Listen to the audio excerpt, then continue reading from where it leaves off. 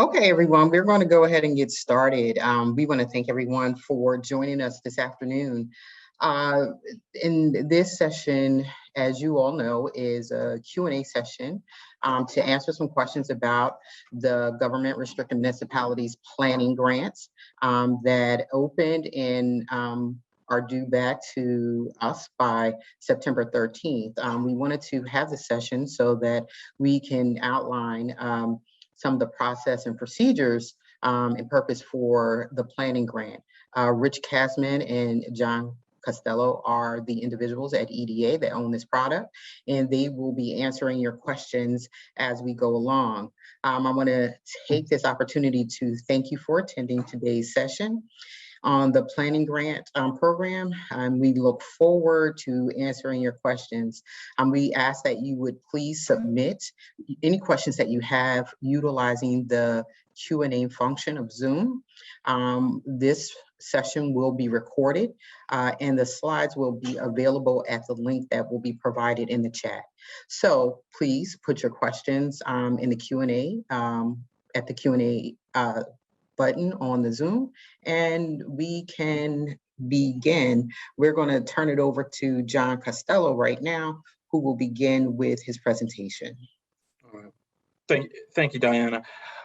Ladies and gentlemen, hi, my name is John Costello. I'm a manager in the Policy and Data Analytics Department under our Chief Economist, Rich Kasman, and our Chief Community Development Officer, Ty Cooper. And so we appreciate you coming to this session today. I'm going to do a quick overview on the Government Restricted Municipalities Planning Grant Phases 1 and 2 with an aim to lay a groundwork. I'm going to go, it's going to be a pretty high-level overview of the product and our policy goals, and with a great deal of time open at the back end for questions to either to myself and to Rich and as well. So thank you for attending, and I'm going to get started with the GRM planning grant. All right. All right. If everybody can see the slides. All right, let me begin. The Government Restricted Municipalities Planning Grant is a two-phase, $3 million series of competitive economic development grants for the direct benefit of the government restricted municipalities, which are defined as Atlantic City, Patterson, and Trenton. The first phase, the phase that we're here to discuss in depth and detail today, is the $750,000 phase 1. These funds are devoted to authoring a strategic action plan. These action plans have 3 goals. They analyze the existing library of economic development plans. They identify projects in those plans that permit community goals. And from there, they then look at the gaps in technical planning, the planning around engineering, environmental, legal, financial, and other technical disciplines that hold back these projects. The applicants can be governments, philanthropic, higher education entities, but they must have the authority to apply on behalf of the GRM via a letter from the chief executive, from the mayor of that municipality. So to apply, this grant is open to any government, philanthropic, or higher ed entity that has experience in economic development planning. It is for the sole benefit of the municipality. That's either Atlantic City, Patterson, or Trenton, and must have the authority to apply shown via a letter from the mayor or chief executive. The phase 1 leads into phase 2, and phase 2 is $2,250,000. This funds the implementation of those strategic action plans. So what this does is this is a funding mechanism that allows for those plans identified in phase 1 to get the technical planning, to meet those technical planning gaps identified in phase 1, to meet them and to make those projects a viable reality. This is open only to the municipalities themselves for a grant. The grant awards will be, and then it'll be awarded by our board as well. Phase 1, the program details, going into greater depth on this. It's focused on the creation of a detailed, long-term, action-oriented strategic plan. And the 3 points again: explore the existing library of plans, identify the projects, and identify those gaps that have held the project back from completion. We want to know what are the issues with these catalytic projects that are holding them back, that we can help move forward. Disbursements will begin at the execution of the grant agreement, $125,000 upon the signing of the grant agreement, $62,000 at midpoint, the remaining $62,000 at endpoint. Applications are due in at 5 p.m. 13 September, and we have the link at the bottom of this. This will be shared with everybody. Who are the eligible applicants? Anybody can apply to author the plans. The cities themselves, Trenton, Atlantic City, and Patterson, any New Jersey municipality. If you want to, so what we're doing is we are allowing the cities, Atlantic City, Trenton, and Patterson, to work in their best interest. They do not have to have, they don't have to alter the plan. They can work with a trusted partner in a municipality, a county, an authority, higher education, public interest research groups, or professional service providers. The only requirements are that the applicants must have completed at least one municipal, county, or New Jersey state plan focused on economic revitalization. And the applicants must have a letter of support from the chief executive where they plan to work. So what we are saying here is that the municipalities that will benefit from the plans will be Trenton, Atlantic City, and Patterson, and that we have authored the ability to make sure that they can work with anybody that they so choose, as long as they meet the requirements set forward here. The scoring criteria. Scoring is based on process, not project details. What we are looking for here is a entity that will be able to take these plans, to analyze the existing body of plans, and create something that will give value to the municipality and their goal. Our scoring is looking at the process. How are you going to get to this? How can we make sure that you're going to get to a good plan, and not the projects? We want, as long as they are within an economic development process and planning, we are interested in the process, not the projects themselves. We want to articulate, so in that scoring criteria, we are looking at how the plans will position the GRM to activate projects as part of an overall strategy, how the plans enhance civic capacity to attract investment, how these plans can promote a viable path to implementation of these projects, how can they show a collaborative stakeholder process, and how do they identify the specific difficulties, challenges, or issues that have the potential and have impeded the projects in the past. We want to know where have these projects lived, what are and what has halted them from moving to fruition. Phase 2, implementation funding. The implementation funding comes around phase 2. Municipalities with a completed strategic action plan will then analyze their projects as part of phase 2. Phase 2 the municipalities will then come in and identify those technical planning gaps that they feel are the greatest need for their municipality, and they'll have to create a funding plan.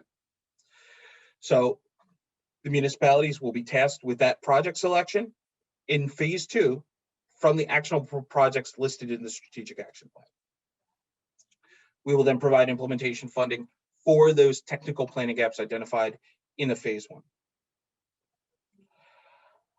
In general, we are trying, this is a very broad-based project. And as you can see, we know that our partners and our teammates across the board have been working to communicate with the municipalities a great deal. So we wanted to keep this short, very direct, and leave a lot of time for questions. So I'm going to stop sharing right now and then open it back up to my colleague Diana for our Q&A. And joining me is going to be our chief economist and director of policy, Rich Kasman, to work with the Q&A. So thank you again. Thank you, John. Okay, so folks, as we said earlier, we would ask that you would use the Q&A function of Zoom to ask your questions. And again, this is, as you know, being recorded. So we're opening up now. So if you have questions, please place your questions in the Q&A section.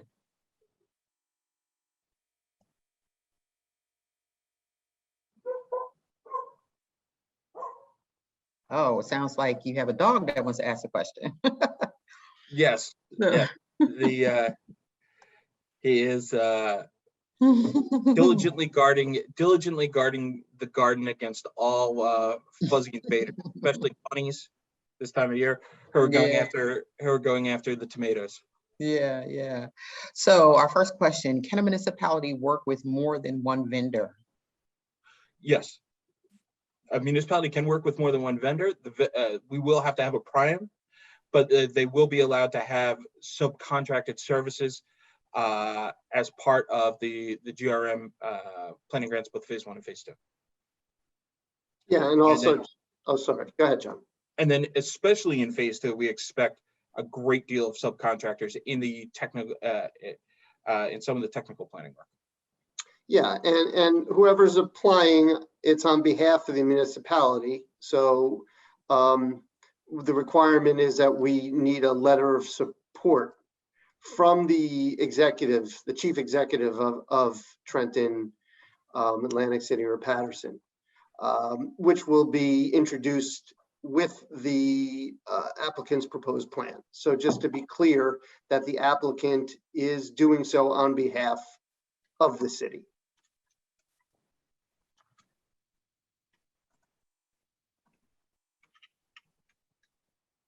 Okay, we have a question, it looks like here also in the chat.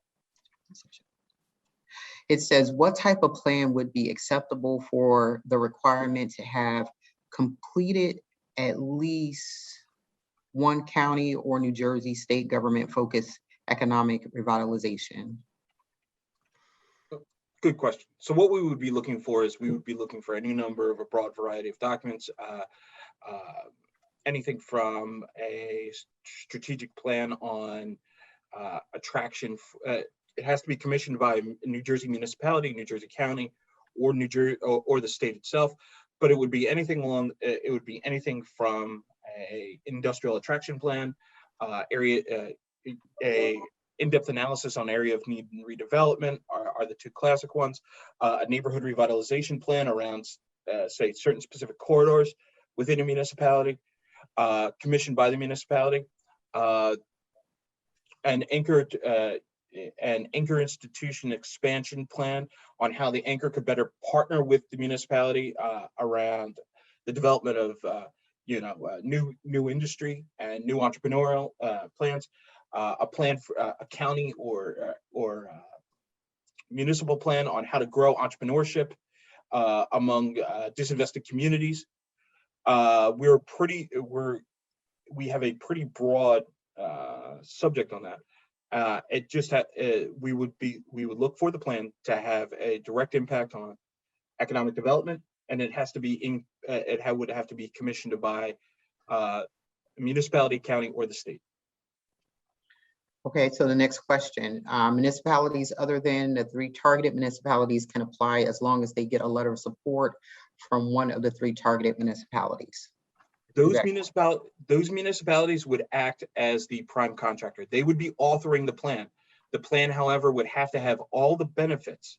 So it would have to be exclusively focused on those 3 municipalities. It would be so the focus. So another New Jersey municipality could act as the prime contractor and author the plan, but it would have to be focused. The exclusive focus of the plan's contents and analyses would be for those 3 cities: Atlantic City, Trenton, and Patterson. Okay, Alberto. Okay, next question. I understand that the 250,000 limit per GRM. However, would you prefer a single submission encompassing multiple projects totaling 250 versus multiple submissions showing individual projects totaling 250?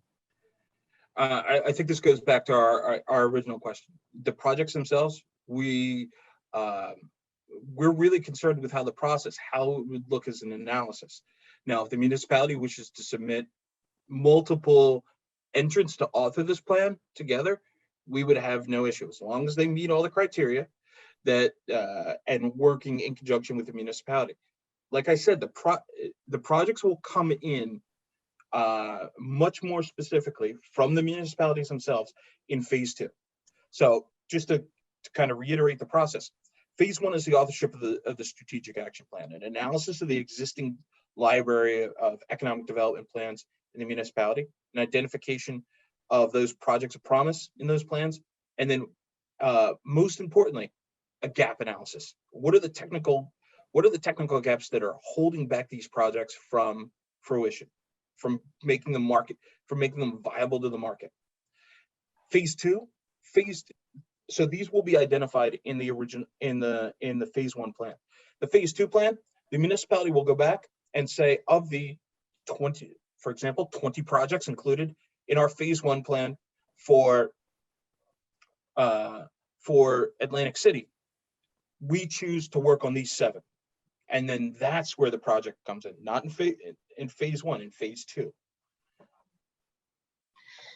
Can you describe in more detail the requirement of the nonprofit's vendor's past experience? The same way, a commissioned study or work for or on behalf of a municipality, county, or city around any kind of around an economic development plan. One example I can give is there's a prominent New Jersey think tank that worked on a study around Main Street redevelopment and the impact of traffic on that. Something along those lines would be very acceptable to us, just as a general example. But it would have to be, like I said, commissioned by a municipality and look at the impact and how it worked with the city. And could the funds be used for property acquisition too, or only programming execution? Only programming execution. And then in phase 2, only for technical planning. No hard costs, no acquisition. Yeah, and just also to clarify, just to be totally clear. So in this phase 1, which is really what we're talking about for the most part here, the phase 1 is the plan, is the strategic economic overall plan that encompasses in that all of the potential projects that haven't been developed and that you're giving us all the evidence as to why they haven't been developed. So like what John was just speaking to, all the gaps, all the reasons these things haven't happened. Because in phase 1, you're really providing us with the information as to why these projects are important to the overall growth development of your city.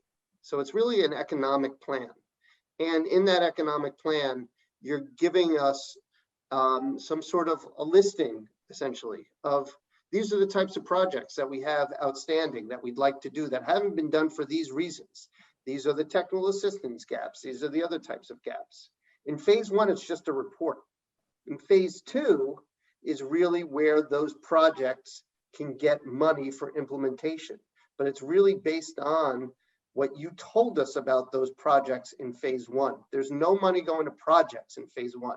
The project money only comes in phase 2. Phase 1 is really all about creating an economic report that gives us an understanding of how the projects that are outstanding that you'd like to do fit into the overall economic plan for the city.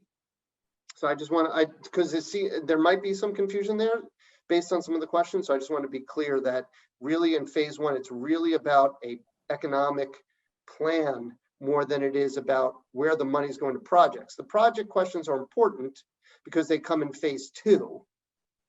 because the projects have to, right, so could it be like just purchase of real estate in phase 2? No, it would be something where there's a project that's outstanding that has gaps, technical assistance, other types of the initial gaps in why those projects haven't taken off. Those have to be highlighted in phase 1 in order to have the money implemented to them for phase 2. Yeah. And I think the best example could be illustrated in conversations that Rich, Diana, and myself have had with a municipality.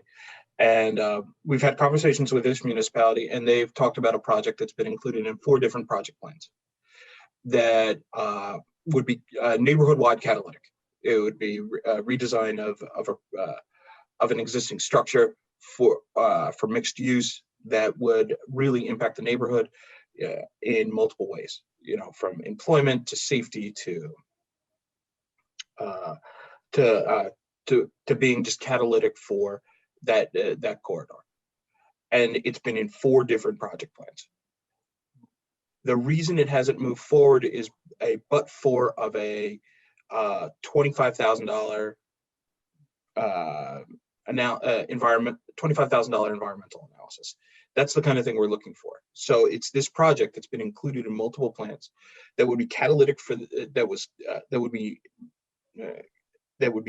neighborhood catalytic. So it would have an impact on both municipality and the rest of the city.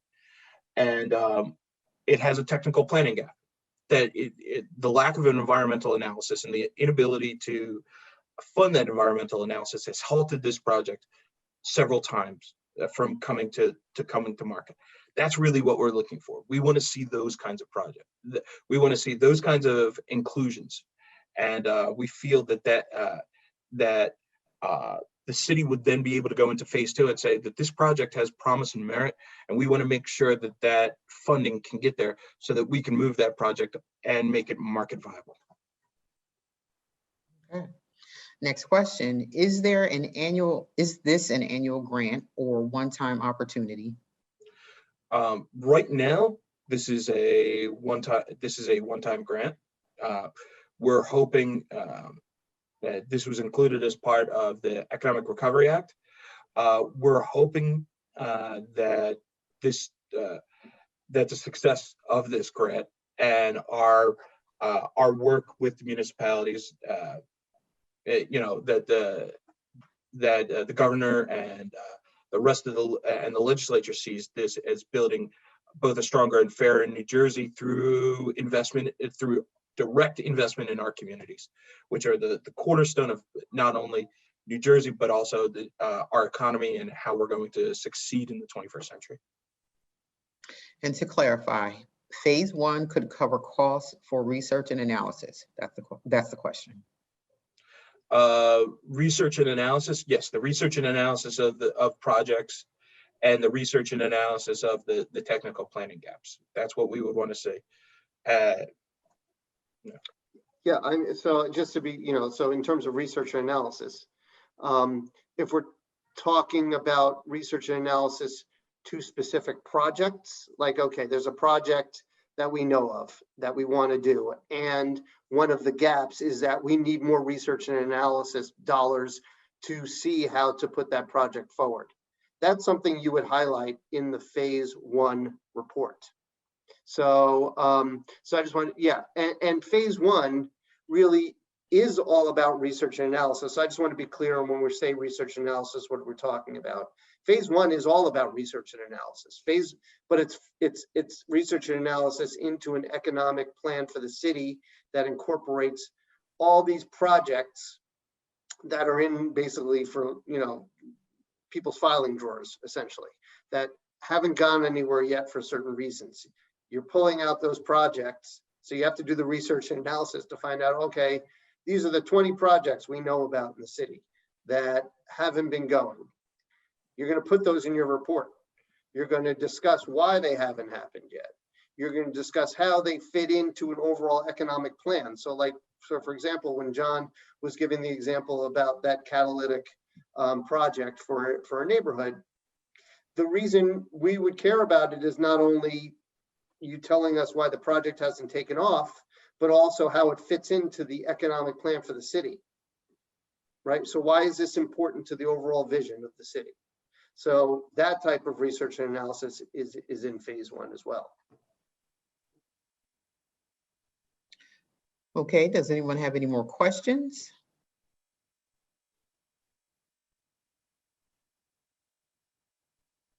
Okay, I don't see any more questions in the Q&A section, and no questions in the chat.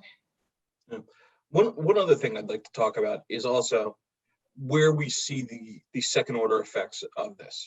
And so I think one of the two big things we want to say is that this, Diana, Rich, and myself have had conversations with our leadership team on this, and we think that this is an important part. We also want to provide a big second order effect for each of these cities to have a plans analysis for what's coming down the pike in terms of both American Rescue Plan dollars for to prepare them for that, to prepare them for future infrastructure dollars coming down from Washington, to prepare for other EDA and plans from the state so that they're ready to go. That's one of the things we want to make sure of, is that those projects in these municipalities, which are some of the most disinvested municipalities in the state of New Jersey, are ready to go, have that plan, have everything set up so that we can to better prepare them for that investment. Yeah. Yeah. So we have a question in the chat. Are there specific departments that will manage this process, the mayor's office or other offices? We leave that to the municipalities themselves. Whoever the municipality feels best to manage the project, both in phase 1 and phase 2, we are open to working with them.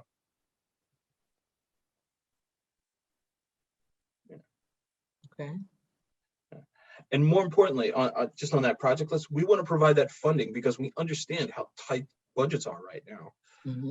With the impact of, with everybody coming down with COVID-19, with that staff impact, we want to provide that funding to make sure that you have that ready to go, and then give the municipalities the flexibility to say, at least in that first phase, somebody else can do the lift. As long as they're approved by the municipality, we want to give every municipality the flexibility to work with who they choose to work with. Yeah. And John, I think it's important to go back to your previous point that you made. The ability to move many of these projects along is critically important. We have seen in each of these municipalities where funding has been available, but the projects were not at a point where they could take advantage of the available funding. And so the ability to get the projects to, a point where you've already addressed many of those challenges that have kept the projects either stalled from moving forward, this is the opportunity to take advantage of these dollars for that. We all know that there's always going to be some bucket of money that's going to come available at some point.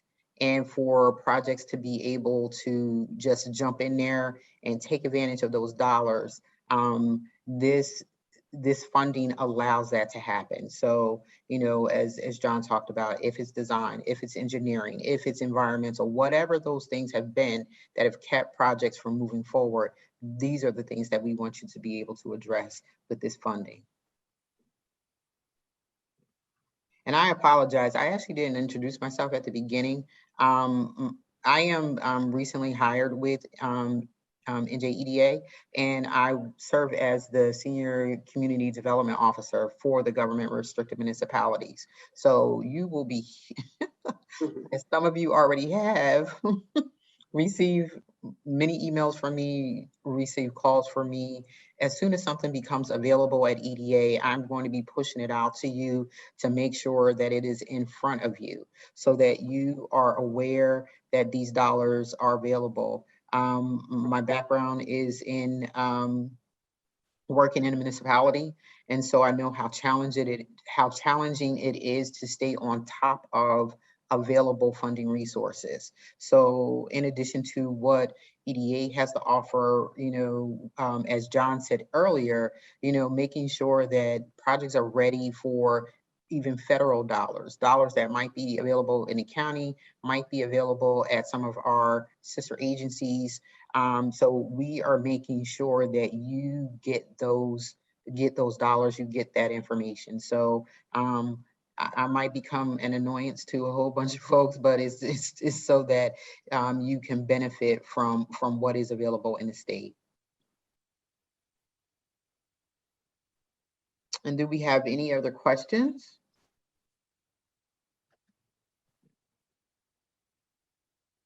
Okay, so as a reminder, this session has been recorded. The slides will be available at the link that's been provided in the chat. And you can also find the recording of this session on the website. Again, the submissions are due September 13th at 5:00 p.m. And if you have any questions moving forward, please make sure you visit, you put the questions in the email, and they will be posted on our frequently answered, FAQ. So if you have any questions, please utilize the FAQ and utilize the email. John and Rich, do you have any closing statements?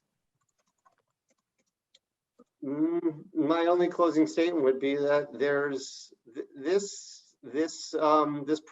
program has a substantial amount of funds behind it. So $250,000 to each municipality for phase 1, and then 2.25 million to go to programs, to plans in phase 2. Yep. So it's substantial, and could really, phase 1 especially, you could really put some money, resources behind coming up with a really good plan that could serve your municipality for the near future, and really set out how the projects that haven't been developed should be and could be, and why they haven't been. So so that was thought carefully by John and I and other people here, to really put a lot of money behind the research and evaluation. Because we all know that, as Diana was saying, there's lots of plans out there that haven't been active. And so something like this could really be a catalyst. At least that's our hope. So we certainly hope that you'll take advantage of it. And on the website, which the link is in the chat, is the email address. If you have any questions, please do reach out to us. I think to follow up on Rich's, the other thing too is we want to make sure that we can make an impact.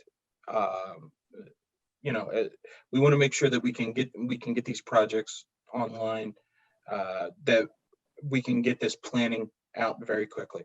That's one of the other reasons. This is $250,000 for a project plan. We understand, we know that right now that there's a confluence of funding sources out there that are really some of the most interesting funding sources we've seen in years, decades. I think we could say that, but the amount, the variety, and the scale.